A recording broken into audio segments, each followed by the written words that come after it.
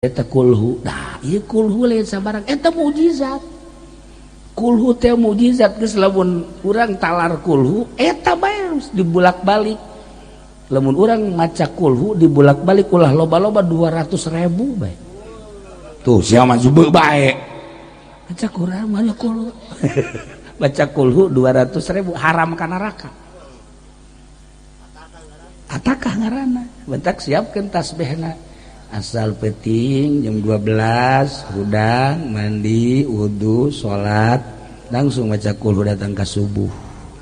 Ingat amanat maca kulhu 200 wa taqdilana biha jami'a ma natlubuhu minal hajat wa tarfa'una biha indaka 'ala darajat. Nomor kahiji ngalayat ka RT Jiman kulantaran RT Jiman tea deket jeung Singkuri terutama pemajikana sia masuri deui deket teh lain naon sok pajar bogoh deui lain jadi jadi tukang urut jadi deket alhamdulillah hubungan bilateral ngurut. Nah, alhamdulillahirabbil alamin. Malam ieu Singkuri ngahaja takziah ke RT Jiman kurang bacakeun Fatihah ka anjeunna. Ila hadrati ruhi RT Jiman Al-Fatihah. Bismillahirrahmanirrahim. Alhamdulillahirabbil alamin arrahmanir rahim maliki yaumiddin. Iyyaka na'budu wa iyyaka nasta'in ihdinas siratal mustaqim. Shiratal ladzina an'amta 'alaihim ghairil maghdubi 'alaihim waladdallin.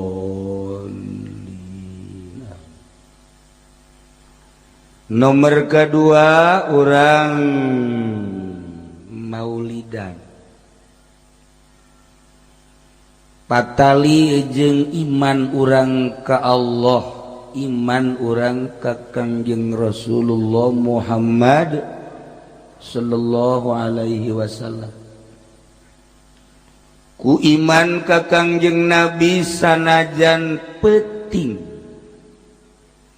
bari tiris jam 12 kurang saparapat masih kedeh diuk.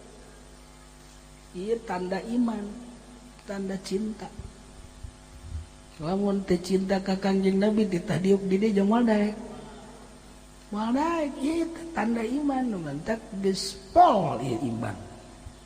Kulantaran geus pol lamun paeh ieu kuari ka surga. Maksudnya lain amin mun urang paeh babarengan daek ka surga daek di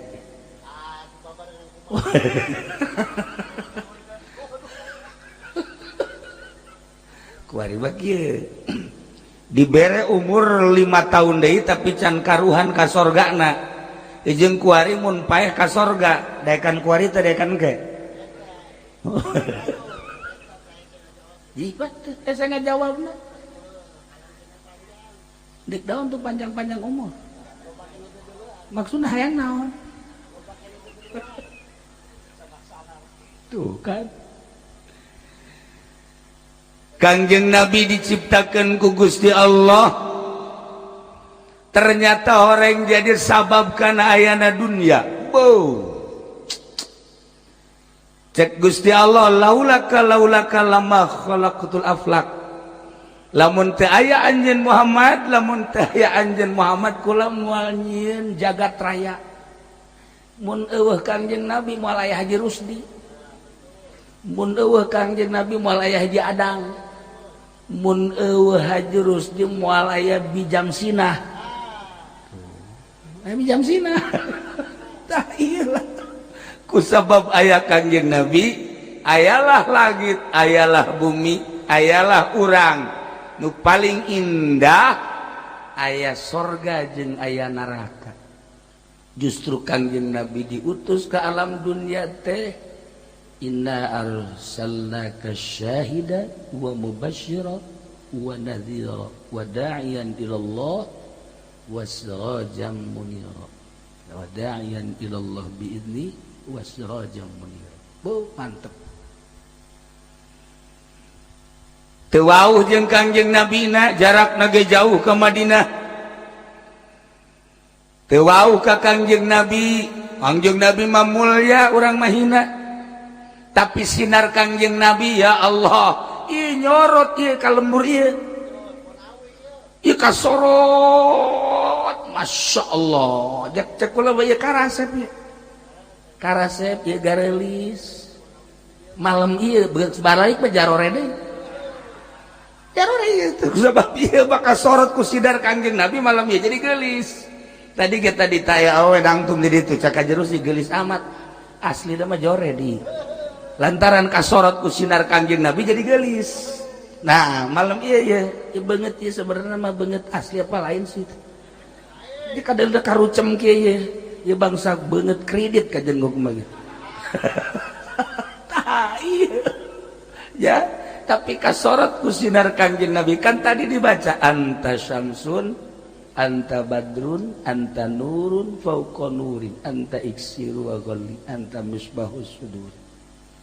Anta syamsun, Gusti anjeun teh wahai Muhammad bagaikan matahari, pohara.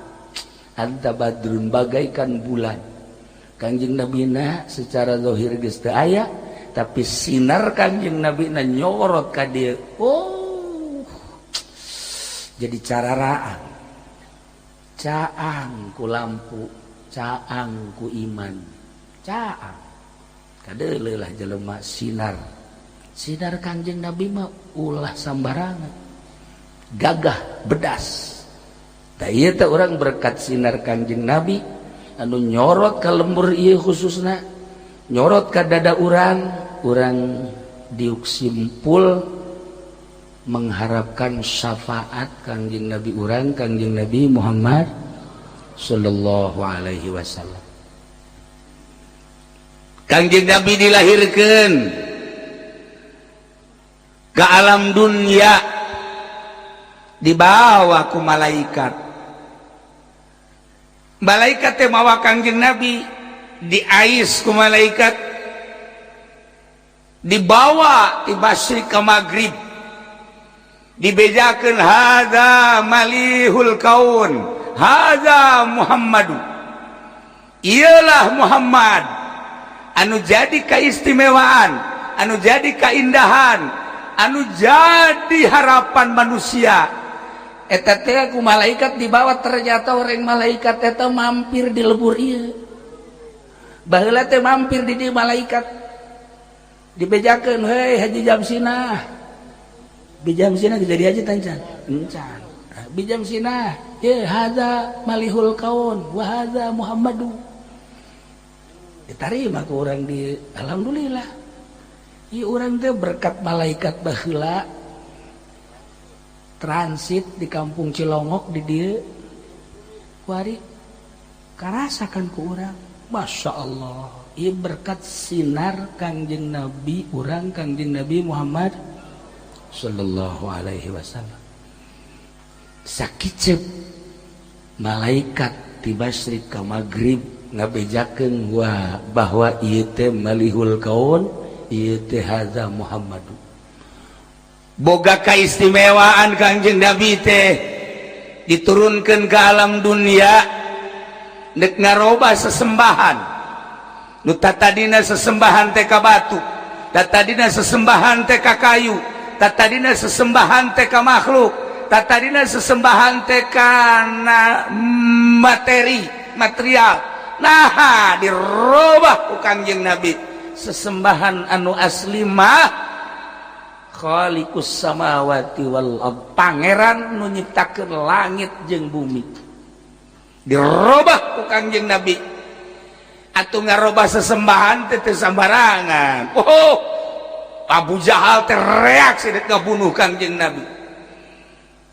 Kafirin musyrikin teh senang sesembahanana dirobah lantaran cek manehanana ieu pangeran sakieu buadena ge hararese bae komo pangeran teu kadeuleu pangeran teh ieu Uza ieu Lata ieu Manat buleude pangeran teh ieu ribut bae di alam dunia pas ini politik pas ini ekonomi pas ini budaya pas ini jeung tek-tek bengek sakieu ge pangeran teh gede komo pangeran Muhammad teu kadeuleu eta boga pikiran teh kos karar itu Masya Allah tapi di Cilongok bang geus teu boga pikiran kos kitu iman iyalah hebatna urang langsung iman bae Allah Maha pencipta langit bumi serta eusina urang teh kudu hese-hese iman Kangjeng Nabi teh diangkat jadi rasul utusan Allah Nabi nu diangkat jadi Rasulullah urang mah teh hese deui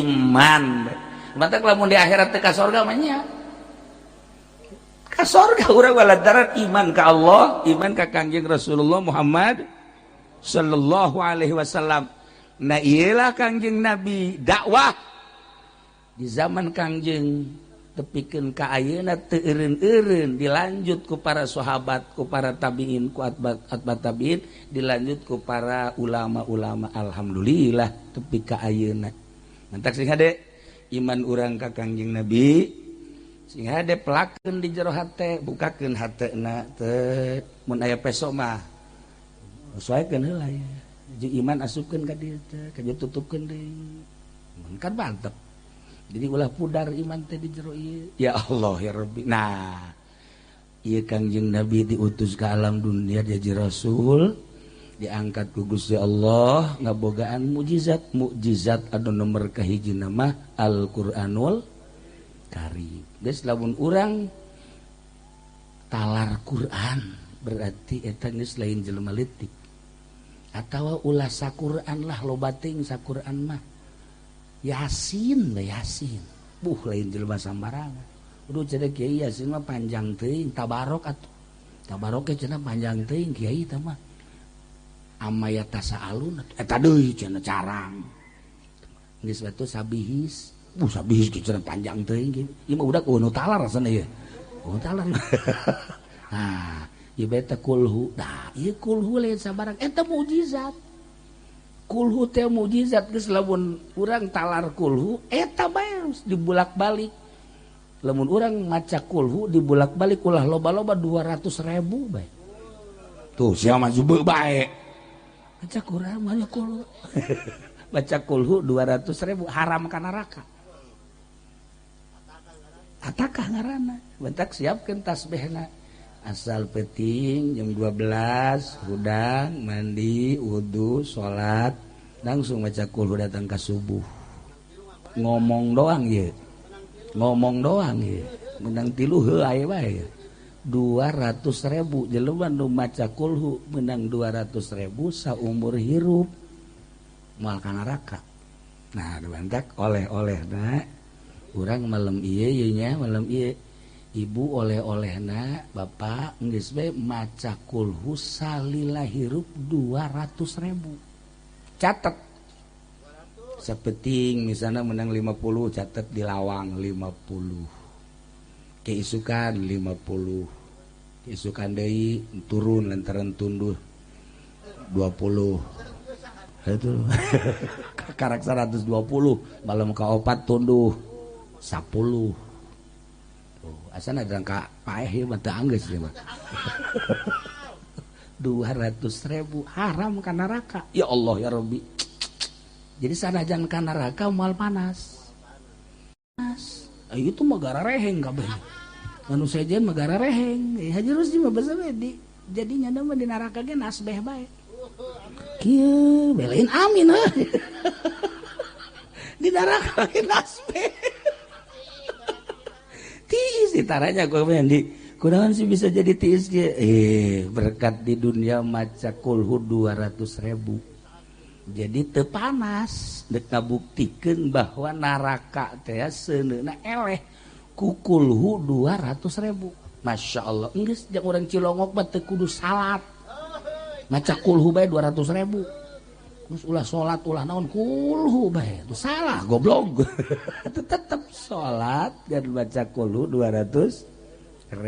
Nah kuari diniatan di jero hatena handeuh baca kulhu 200.000 tulis tadi lawan Cilongok ge loba tulisan-tulisan kan hutang. Tulisan hutang. Iya buat tulisan baca kulhu ya Allah ya Rabbi mantep. Guys oleh-oleh muludan guari urang siapkeun tasbih siapkeun rencana di jero hate salila hirup urang maca kulhu sabaraha lobana 200.000 lah saeutik 200.000 saeutik 200.000 mah tapi coba ge laksanakeun Bismillahirrahmanirrahim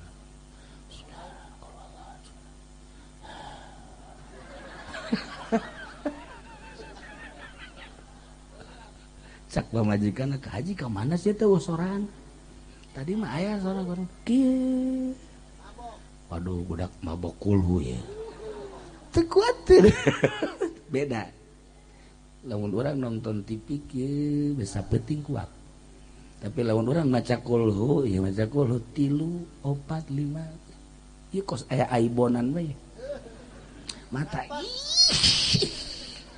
hei beda baca kulhu sebab lawan dumantek teu kuat daun kulhu teh wahyu diturunkeunna ge teu sambarangan dibaca ku urang anu daharna ge sambarangan nginungna sambarangan teu kuat jadi deukna heuai terus orang siap kuari mah lamun maca kulhu terutama bapak-bapak kopi kopi gitu besi kopina kurang loba saember maksudnya kieu saember mah di lamun diinum ku urang sagelas-sagelas eta mah biasa lantaran ieu mah tunduhna rosa hulu diasupkeun jadi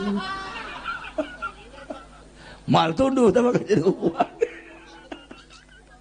gitulah para jamaah kaum muslimin wal muslimat rahimakumullah nyaritakeun Kangjeng Nabi indah sebab urangna iman tapi kadenge ku Kristen kadenge ku Yahudi benci urang mah nyaritakeun Kangjeng Nabi masyaallah ulidal habibu wa khadduhu mutawarridun dilahirkeun Kangjeng Nabi pipina ya Allah ya Rabbi wa khadduhu mutawarridun hartina percis kos kembang mawar kumaha kembang mawar teh putih tapi aya beureum disebut beureum tapi aya putihan masyaallah etalah pipi Kangjeng Nabi begitu lahir teh percis kos kembang mawar khadduhu mutawarridun dideulina ge resep mantak awewe kuari nurutan dimiti dibersihan heula terus dibersihan aja make hideung heula bola juga dina terus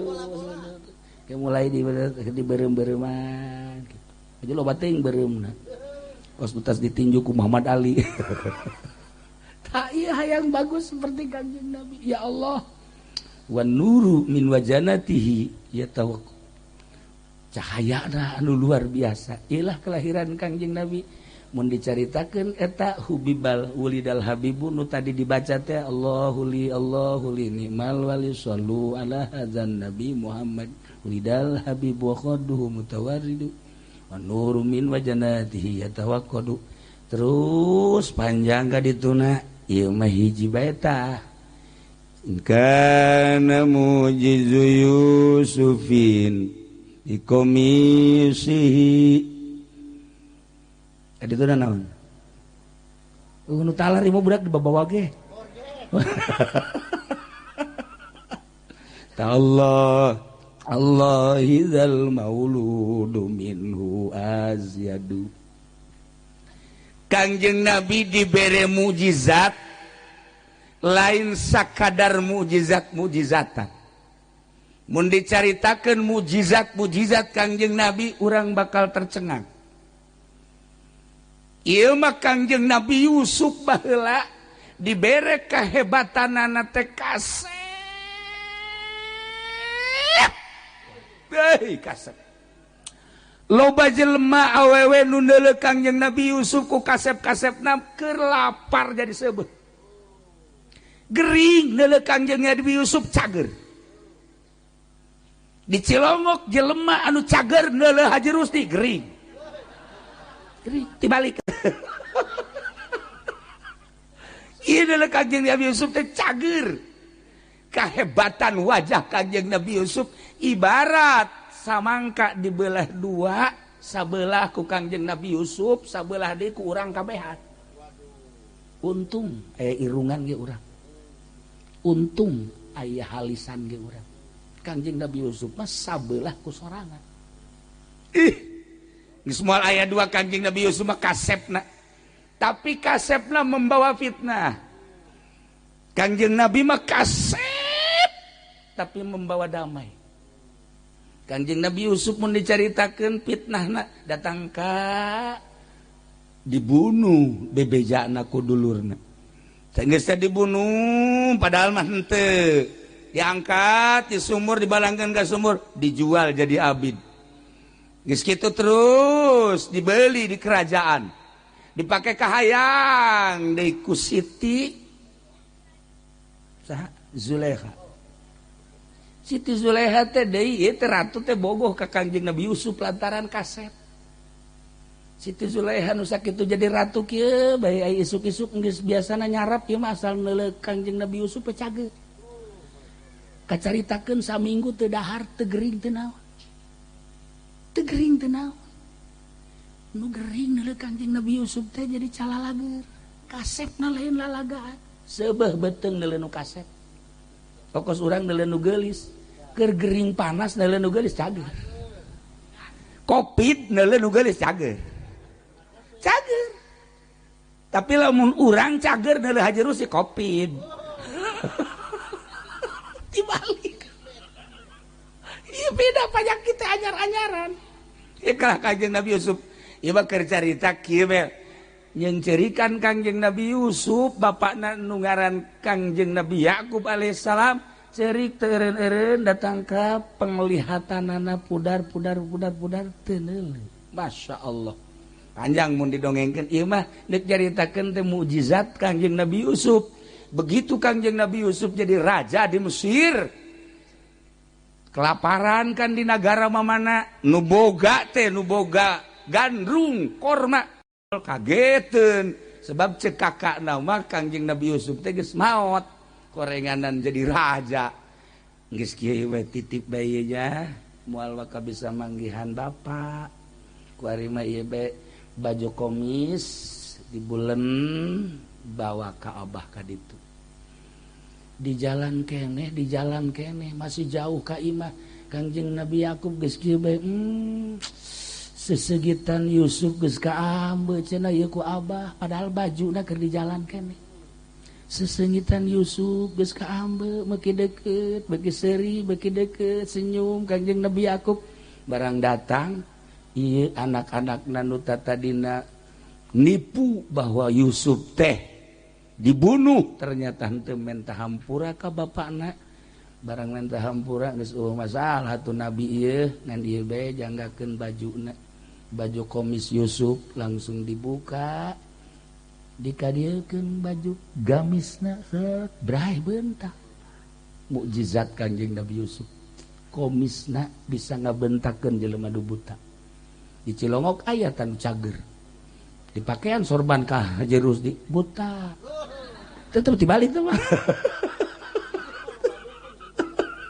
Masya Allah. Nah iyalah in kana mujizu Yusufin bi komisi. Lamun memang mujizat Kangjeng Nabi Yusuf kok komisna Masya Allah tallahi demi Allah zal mauludu ieu orok yakni Kangjeng Nabi Muhammad dilahirkan minhu azyadu leuwih tibatan mukjizat nu dibikeun ka Kangjeng Nabi Yusuf alaihis salam.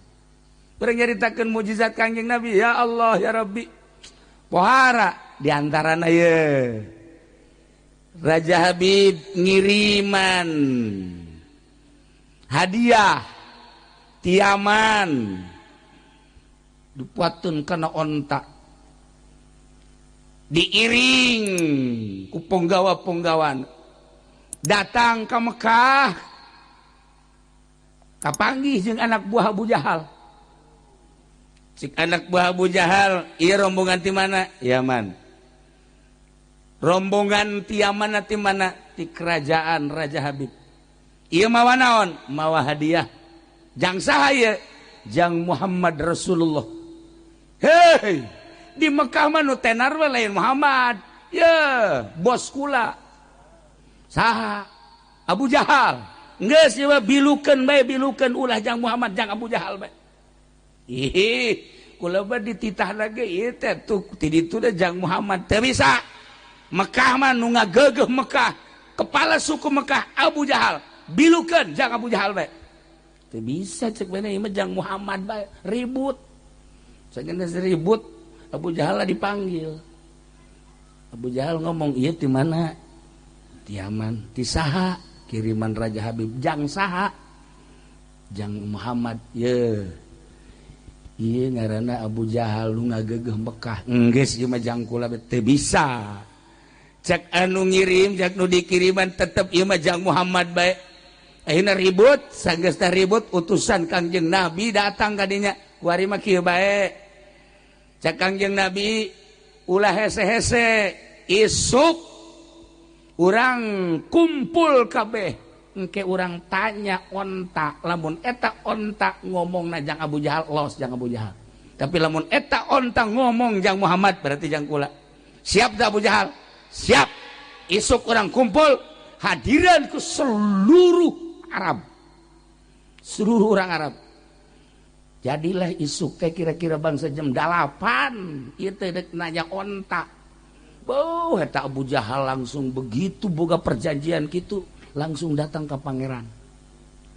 "Pangeran, lata wayahna tuh kuari mah ulah cicing bae ngomong."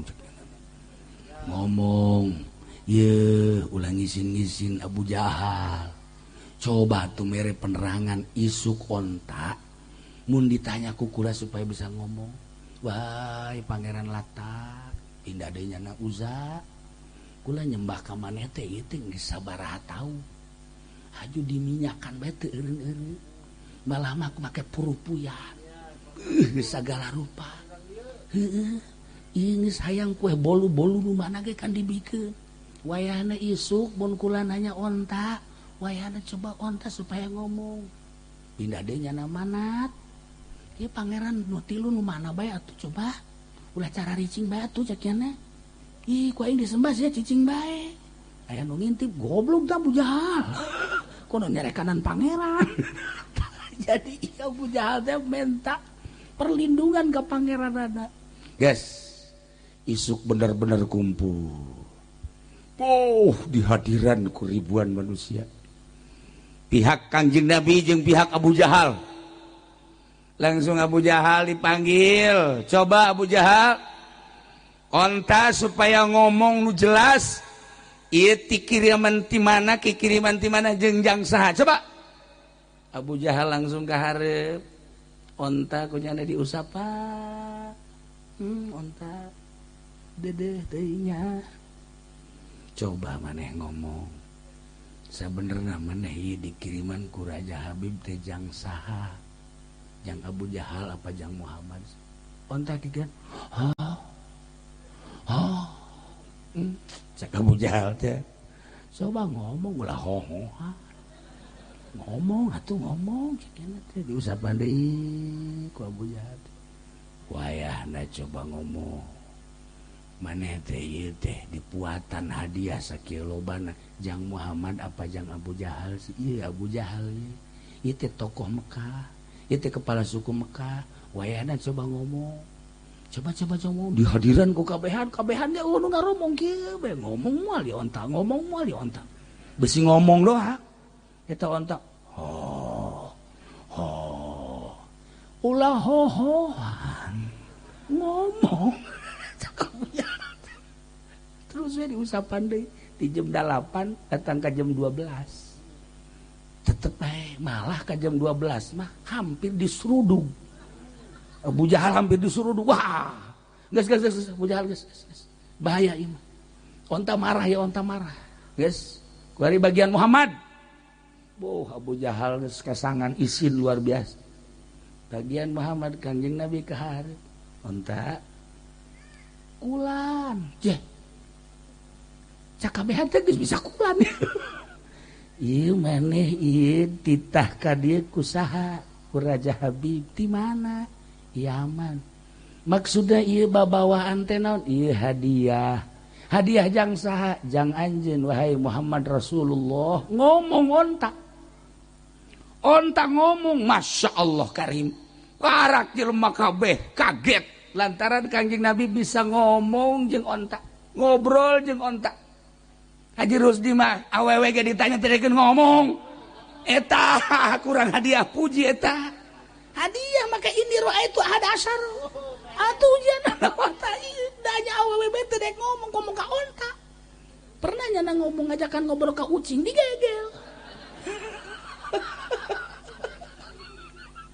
nah iya para jamaah kaum muslimin wal muslimat rahimakumullah eueuh jalan datangkan teh iman ka Kangjeng Nabi sebab Kangjeng Nabi ti mimiti dilahirkeunana ge boga kaindahan anu luar biasa di antarana wajahna berseri-seri sinarna nembus kaluhur katingali ku balerea aya sinar naon sih ieu aya sinar naon sih padahal mah Kangjeng Nabi dilahirkeun sinarna mencuat kaluhur aju mujizat di antarana tadi onta bisa diajak ngobrol ialah in kana mujizu Yusufin bi komisi lamun bae mukjizat Kanjeng Nabi Yusuf dengan komisna bisa nyagerkeun mata nu ngaran bapakna tallahi demi Allah zal mauludi ieu orok yakni Kanjeng Nabi Muhammad minhu azyadu leuwih tibatan eta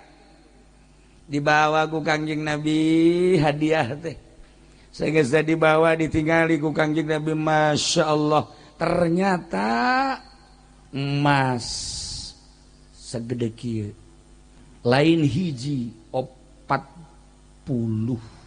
segede kieu di samping emas perak deh dibawa ku Kanjeng Nabi ka Jabal Abi Kubais ku Kanjeng Nabi diburusutkeun da emas kitu kene sutra-sutrana cek Kanjeng Nabi wahai emas wahai perak wahai pakaian-pakaian sutra anjeun teh dikirimkeun ti Yaman jang kaula kula nampak bunga ku ayan hadiah tapi kula teu ngabutuhkeun karena emas perak jeung pakaian kos kieu ku ayana sakitu ieu mah lain jang pakaian dunia engke ieu mah di sorga maka wayahna wahai emas wahai perak wahai sutra maneh saat ieu keneh berubahlah menjadi kesik-kesik jeung pasir-pasir harita keneh prak menjadi pasir lamun kanyawan ku Haji Rusdi ya atuh naona pugu urang mah kesik hayang jadi emas ya Allah ya Rabbi ieu kunaon emas jadi kesik teu hayangeun Kanjeng Nabi mah lantaran emas mah engke di sorga mah urang ye lawangna emas cecekelna emas kursi emas segala rupa emas kuari mah aya kan di dieu ge emas tono tah mah urang Brebes tah mah tah ieu lah di sorga engke mantak di dunia ulah hayang mewah-mewah engke di sorga urang mah iman ka Allah iman ka Kangjeng Rasulullah hayang naon engke di sorga geus deukeut sorga teh geus deukeut di hareupeun urang kanyahoan sorga geus deukeut tanyakeun ka RT Jiman paeheula tanyakeun ka RK Patin nya mah geus datang deukeut sorga teh deukeut di hareupeun urang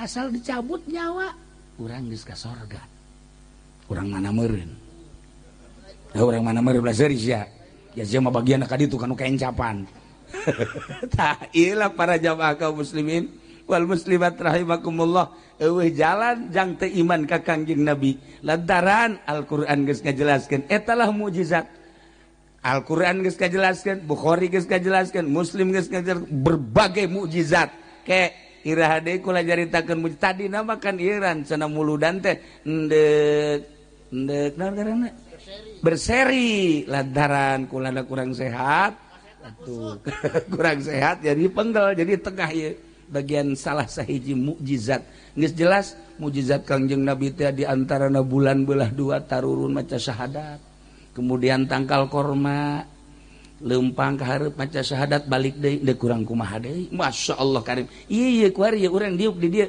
ieu lamun lain mukjizat Kangjeng Nabi moal bisa aya nyaho mukjizat ieu tah urang ieu tuh kuari teh keur ngarasakeun mukjizat keur ngarasakeun mukjizat begitu Kangjeng Nabi lahir ya Allah ya Rabbi jukut jararadi korma ngadadak buahan diala teu beak-beak bubuahan aya eta Kangjeng Nabi lahir urang merayakeun bae tuh cau sok bade naon tuh ieu ngarayakeun sakigi ngarayakeun doang komo lahirna Kangjeng Nabi terus geus kieu bae cau nu mana ini berkatnya tuh kan kelahiran Kangjeng Nabi dirayakeun dalam bae geus tara rimbul masyaallah karim nah iyalah Kangjeng Nabi urang Kangjeng Nabi Muhammad sallallahu alaihi wasallam ulah kaget lamun di Prancis kuari keur dihina Kangjeng Nabi melalui film-film kartun henteu aneh emang Kangjeng Nabi mati baheula kos kitu moal kanyahoan gedena lamun eueuh nu ngahina kiai moal kanyahoan gedena lamun eueuh nu ngahina wali moal kanyahoan walina lamun eueuh nu mencaci maki lamun wali kanyahoan gedena setelah dicaci maki dicaci dimaki dicarekan tetep bae nyana maka Allah moal bendueun wali mah kanu nyaci maki geus riweuheun jelema anu nyeungseurikeun ka wali geus riweuheun jelema anu mencaci maki mangga bae disabodokeun malah dibageuran kara kanyahoan luhurna jelema kiai kitu keneh mantak lamun aya jadi kiai kakarake jadi kiai doang haju dihina begitu dihina goblok beureun tinggal lain kiai mun tolol mun lain kiai teh mah kos kitu jawara mantak kaji umen nyaho jadi kiai nyaho henteu sebenarnya nah lamun dihina cicing jadi kiai mah tenang ulah ngalawan keur dicoba ku Gusti Allah sebab naon Kangjeng Nabi na baheula nu ngaran diciduhan mah geus sering nu ngaran diomongkeun mah geus sering dihina Kangjeng Nabi geus sering lamun Kangjeng Nabi na kos kitu atuh penerus Kangjeng Nabi ge moal teu kitu mantak moal aya jelema luhur tanpa dihina heula hina heula geus urang lamun hayang jadi jelema luhur dihina malah menta panghinakeun atuh aing atuh ulah kos kitu mah tah kos kitu mah ngaranna blow on nah iyalah para jamaah kaum muslimin wal muslimat rahimakumullah iyalah Kangjeng Nabi urang nu geus dicaci dimaki tegar bae biasa bae henteu bendu kanu nyaci kanu makina di antara akhlak Kangjeng Nabi seperti eta sebab Kangjeng Nabi teh diutus ke alam dunia ieu teh dek nyebarkeun akhlakul karimah urang sebagai umatna turutan Kangjeng Nabi ulah wakaku tatangga ulah wakaku batur urang saimah bae pasti pamajikan urang nyarekan ka urang kan tak urang lamun dicarekan ku pamajikan geus urang ingat ka Kangjeng Nabi bae geus carekan urang siap dagang henteu naon henteu kopi malulu lockdown malulu dahar hayang ngojeng henteu carekan kan urang Cilongok makan bahasana kos kitu tah lain Cilongok ieu Cilongok gandu Cilongok ieu mah lain kitu Cilongok lain Cilongok ieu mah sopan di dieu mah di lembur ieu mah saropan bahasana ge masyaallah urang dicarekan asa dinyanyian bae kakak ulah gitu atuh tah ngeunaheun kos urang Karawang mah teh mah tah lamun dicarekan ku pamajikan ulah ngomong cicing we geus inget ka Kangjeng Nabi lah Kangjeng Nabi ge dicarekan cicing bae ke pamajikan akan teu betah datang ka cicing bae sia cek ngana ieu lain awewe meureun nya juri ge mah cicing dicarekan ku kumaha ge ulah malah naon engke gejana ge keseleun sorangan tah ieu akhlak Kangjeng Nabi wa inna ma bi'us buah itu li utammima makarimal akhlak terapkeun heula di imah tangga salaki ka pamajikan kudu make akhlak pamajikan ka salaki make akhlak kan geunah komo lamun pamajikanana haju bisa diajak bareng ibadah wah nikmat jasa kurang hudang jam 1 atau jam 2 pamajikanna dihudang keneng nah dek tahajud teh moal. Oh nya tahajud deh. Bareng Kak tahajud Kak. Mandi bareng, ngala wudu bareng. Oh, kakak jadi imam neng jadi bandel. Nah, Allahu Akbar. Geunaheun berjamaah jeung pamajikan. Ngomong mah dibuktiin mana? Tuh, eta mantap ke sing hade di urang boga pamajikan teh bisa diajak berjamaah. Ulah masing-masing. Mun masing-masing pamajikan di luhur di handap moal beres. Moal beres sama Allahu Akbar. Pamajikan kan sok nyingsat nya. Tuh, semua pamajikan di dinya baru sok kongkong mah. Nah, iyalah para jamaah kaum muslimin wal muslimat rahimakumullah. Ieu mah kan sakadar nyaritakeun salah sahiji mukjizat Kangjeng Nabi bisa ngobrol jeung onta. Engke aya deui bisa ngobrol jeung maung. Engke aya deui bisa ngobrol jeung berbagai hewan. Engke aya deui bisa ngobrol jeung batu. Engke aya deui bisa ngobrol jeung tatangkalan. Endek kumaha teu iman mantak. Ulah kaget lamun di Prancis kuari dihina Kangjeng Nabi. Justru kuali di Prancis ribuan jelema asup Islam. Kewalahan di Prancis presiden lagi. Lantaran setelah ayeuna dicaci, dimaki, dihina di berbagai sekolah di universitas, ternyata horeganan murid-muridna malah asup Islam. Sabaraha pemain bola nu asup Islam, sabaraha kitu ngaranna penyanyi nu asup Islam, sabaraha budayawan nu asup Islam, ayeuna ambalayah di Prancis. Mantak presiden Prancis kuari cicing bae aneh cek manehna, makin dicaci ngaran Muhammad makin loba nu asup Islam. Aya aturan asup Islam maca syahadat teh sakali 500 urang. Asup Islam rombongan, Masya Allah karim. Kitu kene di Moskow. Gara-gara seseorang wanita anu make jilbab kemudian diasupkeun ke penjara. Disidang deui, tembak. Masya Allah, sebab etalah di Moskow kuari loba nu asup Islam. Ih, begitu dideuleu urang Perancis kan marancung irungna. Umur 17, 18, 20 tahun ngareke jilbab kadi rapi. Asa hayang ka Perancis. Oh, maksudnya lain naon. Eta bae dek survei gitu ka ditu. Atuh kumarancung ngaresep gitu tah. Ya Allah, ya Rabbi. Ningali di Moskow di sarua. Di Soviet marancung arasup Islam. Masya Allah karim. Bahkan aya penyanyi di Amerika, Shirley, eta teh kapan 3 tahun nyana teh silem. Kabar berita. Begitu muncul ayeuna, ya Allah. Di publik nyana maca Quran didengekeun ku kabar rapih maca Quran. Encan kawin. Encan kawin deui. Umurnya kakarak 23 tahun. Besi hayang gak itu ke Amerika. Ngan geus dijamin moal daekeun. Urang keur carita seputar nu asup Islam, Masya Allah. Ya, nah iyalah. Naon eta? Hidayah datang. Sinar Kangjeng Nabi terus-terusan. Ulah disangka teh hihiberan ku ari Kangjeng Nabi teh cek bahasa sompral nama. Ieu teh kuari teh urang teh dihadiran ku Kangjeng Nabi dideuleu ku Kangjeng Nabi. Aya nu nyebut-nyebut ngaran aing cek Kangjeng Nabi. Ieu di Cilongok coba barang dideuleu. Oh, kadeuleu tuh Haji Adang. Tuh Rajib tuh tos tanu. Oh, tadi Rajib. Wah! Kadenge salemur Cilongok kabeh. Atuh Masya Allah. 2 menit deui pegat asan eta. Geus bisa mal narik ku rode. Nah iyalah para jamaah kaum muslimin wal muslimat rahimakumullah.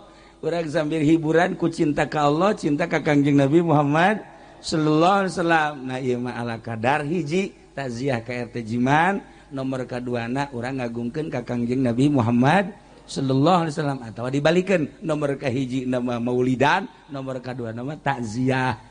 Sakitu bae ala kadar bari heureuyan ge ke urang lanjut deui mun sehat kula malam naon urang. Malam Senin nya orang lanjut ke nyaritakeun mukjizat nu leuwih hebat deui. Aya hiji awewe bakalna ieu mukjizatna eta awewe teh gering. Masya Allah datang ka leutik awakna. Nah, engke geus diobatan naon ge teh cager kene bae ke bakal dilanjut di ditu. Ieu mah rame hujanna. Gitulah para jamaahnya dicukupkeun sakieu. Urang ngadoa, geus cukupkeun sakieu.